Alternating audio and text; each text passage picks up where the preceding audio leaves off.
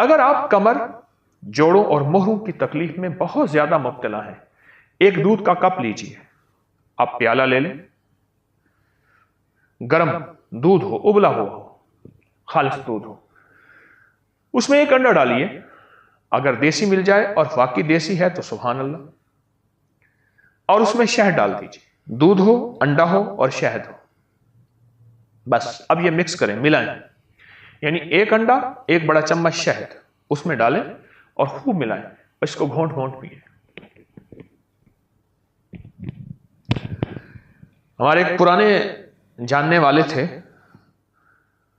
تجربات کے وہ سمجھ لیں کہ پرنسپل تھے، تجربات کے پرنسپل تھے، میں نے ان کا نام رکھا ہوا تھا تجربات کے پرنسپل، بہت تجربات تھے، ان کے مشاہدے کی نظر بہت تیز تھی اور کمال کی باتیں کرتے تھے۔ مجھ سے کہنے لگے، حکیم صاحب آپ کو پتا ہے کہ مرد کب بوڑھا ہوتا ہے؟ میں نے کہا نہیں۔ کہا جب انڈا، دودھ اور شہد چھوڑتا ہے مرد بوڑھا ہو جاتا ہے، ختم ہو جاتا ہے۔ میں اس کی بات سن کے حیران ہوا، بہت پرانی بات ہے۔ پھر میں نے لوگوں کو بتانا شروع کر دیا، اور جس نے بھی کیا کہنے لگے یہ پرانی ریت روایتیں تھیں ہمارے بڑوں کی، ہم نے چھوڑی اور ہم کہاں سے کہاں گھوم گئے اور گم ہو گئے۔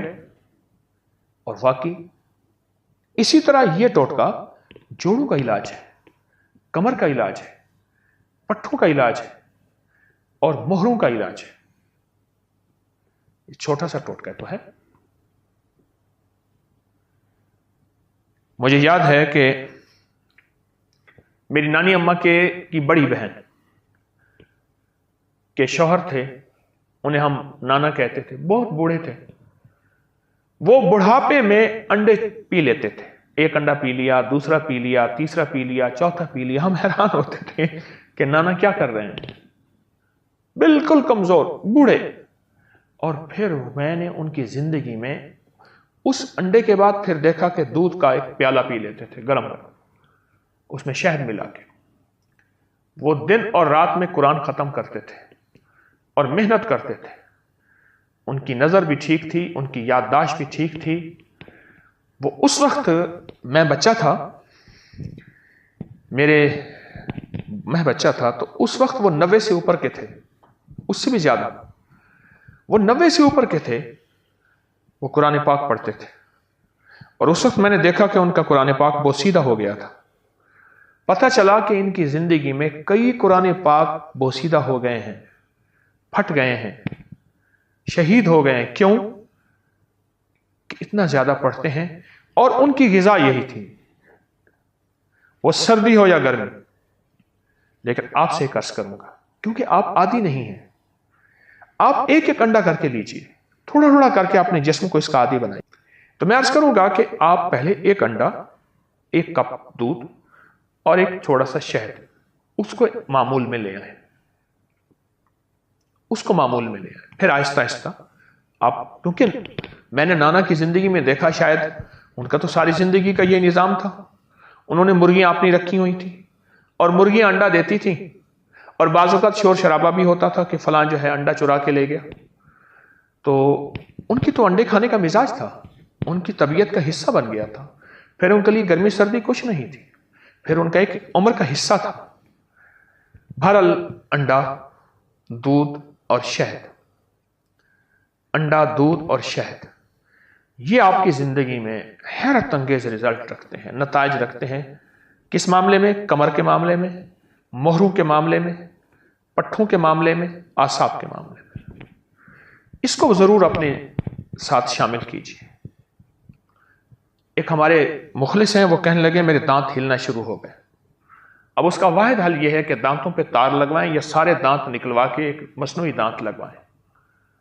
ایک دانت ہلا، دوسرا ہلا، تیسرا ہلا، اور ہلنا شروع ہو گئے دانت۔ پریشان کن بات، بہت اس علاج وغیرہ کیا، اس کے لیے درد کی چیزوں کی گولیاں، کچھ نہ ہوا۔ کسی نے مجھے ٹوٹکا بتایا کہ ایک کچا انڈا لے کے منہ میں ڈال کے پی جا، 40 دن کر لے۔ کہا کہ 40 دن کر کے آج سالہ سال ہو گیا ہے، میرے دانت پھر نہیں ہلے اور میں ٹھیک ٹھاک ہوں۔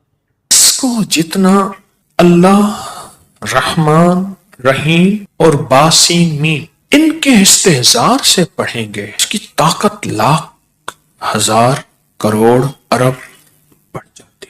اب یہ استحزار کیا ہے اس کو ذرا میں کھولوں گا. اگر آپ نوافل یہ ان کیفیتوں کے ساتھ پڑھ لیں, وقت آدھا گھنٹہ اور لگ جائے گا, گھنٹہ اور لگ جائے گا. دکھی تو ویسے ہی ہیں, دکھوں کی زندگی تو ویسے ہی گزاری ہے, تو ایک دکھ اور لے لیں پڑھائی کا, توجہ کا. کیوں؟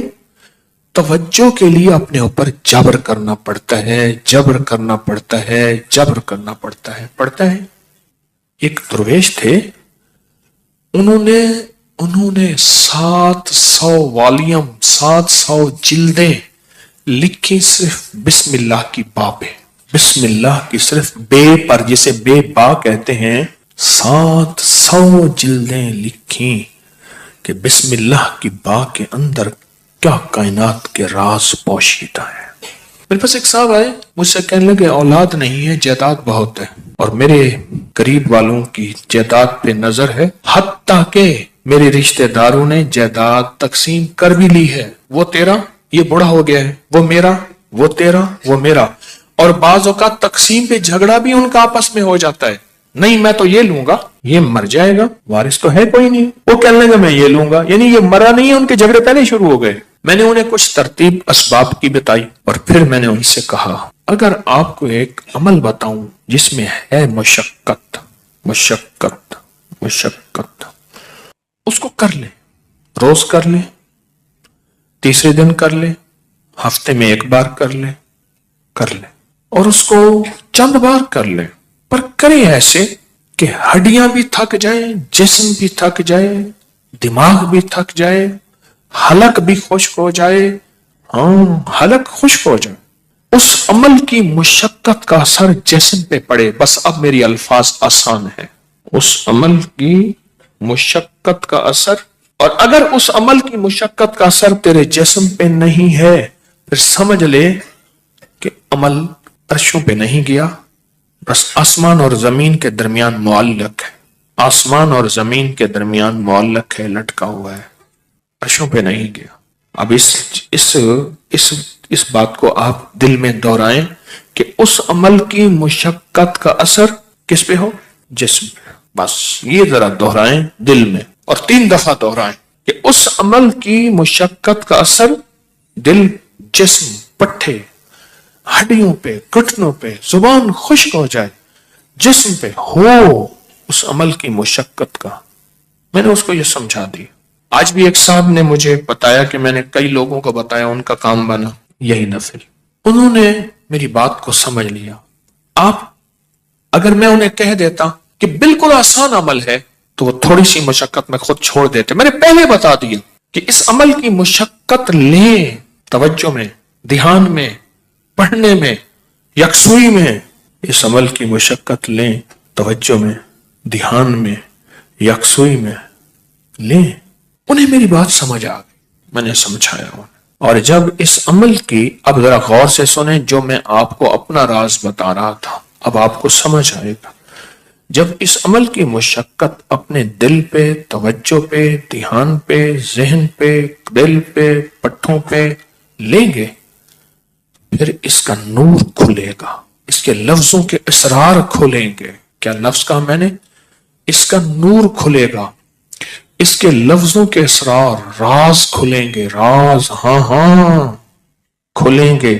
پھر اللہ کی جیتی جاگتی حیرت انگیز مدد جیگتی جاگتی آنکھوں سے نظر آنا گا شروع ہو جائے گی. اور لفظ اسم ذات اللہ, کیا کمال ہے. ایک دفعہ اللہ کہا, ایسے ہے جیسے نا کسی پتھر کو, پیسے کو پھینچو تو وہ نیچے جا رہا شفاف پانی میں نظر آ رہا. ایسے اللہ کہا, ایسی گھلتے گھلتے گھلتے جسم میں اس کا سرور اور سکون جا رہا. اس عمل کی مشقت لیں, جیسے حجویری محل میں اینٹیں, پتلی پتلی اینٹیں اٹھا کے اللہ اکبر نیچے چلا گاہوں میں لگانے والے, اور وہاں کی صفائیاں وہاں کی سمیٹنے والے, ایسی اس کی مشقت اپنے اوپر لیں. دیکھیں ایک پڑھنے کا طریقہ میں بتاتا ہوں. بسم اللہ الرحمن الرحیم، بسم اللہ الرحمن الرحیم، بسم اللہ الرحمن الرحیم، بسم اللہ الرحمن الرحیم، بسم اللہ الرحمن الرحیم. 1000 جو پورا کرنا ہے، 1000 جو پورا کرنا ہے. ایک ہے بسم اللہ الرحمن الرحیم، بسم اللہ الرحمن الرحیم، بسم اللہ الرحمن الرحیم.